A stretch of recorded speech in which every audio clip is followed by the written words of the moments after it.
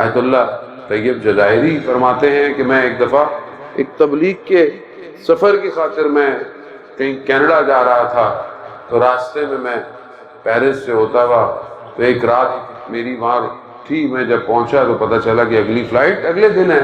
میں ایئرپورٹ بیٹھا ہوا تو وہاں کچھ خواتین فارسی بولتی تھیں، انہوں نے کہا کہ آپ یہاں کیا کر رہے ہیں؟ کہا میری اگلی فلائٹ ہے۔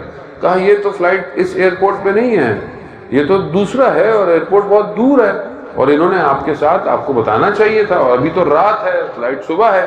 خیر انہوں نے کافی کر آ کر وہ جو بندہ لے کر آیا تھا اس سے کہا تو اس کو ہوٹل دیا، بس پہ کرا کر انہیں وہاں بھیج دیا۔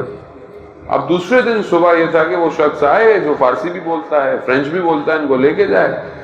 خلاصہ اس نے بہت لیٹ کر دیا، بڑی مشکل سے اس نے ان کو اسی ایئرپورٹ پہ چھوڑا اور خود بھاگ گیا جلدی جلدی۔ اب جہاں پہنچے انہوں نے وہ کارڈ دکھایا، بورڈنگ پاس، تو کہا یہ تو ٹرمینل 3 ہے، آپ کو تو ٹرمینل 1 میں جانا، اور ابھی گھنٹہ باقی ہے آپ کی فلائٹ میں اور آپ لیٹ ہو رہے ہیں۔ خیر یہ بھاگتے بھاگتے کہتا میرے ہاتھ میں کتابیں تھیں کافی بھاری تھیں، اور میں ایک بس کو روکوں دوسری کو روکوں مگر میرے پسینے چھوٹ گئے، کوئی مجھے سوار ہی نہیں کر رہا۔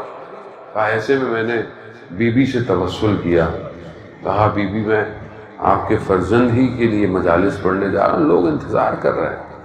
پھر ایسے میں دیکھا کہ ایک شخص آیا اور اچانک سے اس نے مجھے دیکھا اور کہا مرحبا۔ میں نے کہا تو عربی بولتا ہے، میں نے اس پہ عربی بات کی تو اس نے ایسے اس نے بولا کہ تقریباً یہاں سے 1 گھنٹے کا سفر بھی ہے اور آپ کا تقریباً گھنٹہ ہی رہ گیا۔ پھر اس نے بہت کوشش کی مجھے بس میں بٹھانے کی مگر بس نہیں، تو کہنے لگا کہ اب یہ ہے کہ میں آپ کو خود گاڑی میں چھوڑ کے آؤں۔ اب میں بھی گھبرایا بھی صحیح کہ پتہ نہیں دوسرا ملک ہے، کون ہے کیا ہے، لیکن بہرحال میں بیٹھ گیا، مجبوری تھی بیٹھا۔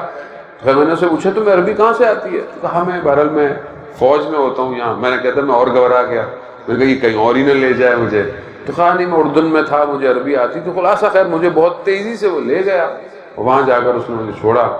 تو میں نے دیکھا کہ پہنچا، لیکن جو رش تھا اندر جانے کا، پھر میں نے دیکھا کہ میں پھر رہ جاؤں گا۔ پھر میں نے دوبارہ توسل کیا، کہا کہ جب اس بندے کو میری مدد کے لیے بھیجا ہے تو مجھے یہاں سے بھی جو ہے وہ جلدی، تو دیکھا اچانک سے ایک اور گیٹ کھولا اور مجھے جلدی سے جو ہے وہ اندر کی طرف لے گیا۔ یہ زندگی کی سادہ نارمل مثالیں ہیں، لیکن اس سے ظاہر ہی ہوتا ہے کہ جب آپ مشکل میں پھنستے ہیں تو آپ کس کو پکارتے ہیں، اور یہ تبھی ممکن ہے کہ جب آپ ان کا ذکر کرتے ہوں گے، ورنہ عام زندگی میں جب انسان مشکل میں پھنسے تو وہ ادھر دیکھتا ہے، کبھی ادھر دیکھتا ہے، کبھی اس کو فون کرتا ہے، کبھی خوب اسباب ضروری ہیں، وسیلے ضروری ہیں، لیکن ان وسیلوں تک جانے کے لیے پہلے آپ کہاں جاتے ہیں؟